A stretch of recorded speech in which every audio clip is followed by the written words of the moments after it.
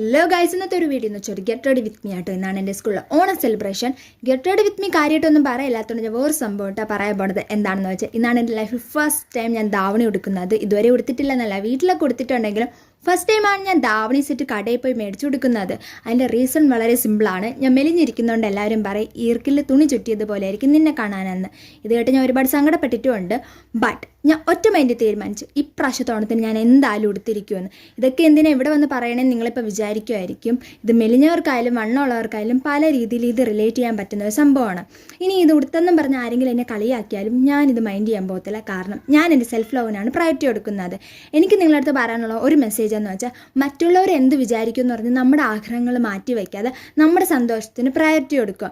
എല്ലാം പറഞ്ഞു കഴിഞ്ഞപ്പോഴേക്കും ഞാൻ എന്താ ഇവിടെ റെഡിയായി. അപ്പം നിങ്ങൾക്ക് ലുക്ക് ഇഷ്ടപ്പെട്ട എന്തായാലും കമൻറ്റ് ചെയ്യുക, ലൈക്ക് ചെയ്യുക, ഷെയർ ചെയ്യുക, സബ്സ്ക്രൈബ് ചെയ്യുക. അടുത്തൊരു അടിപൊളി വീഡിയോ ആയിട്ട് കാണുന്നവരെ ടാറ്റാ ബൈ.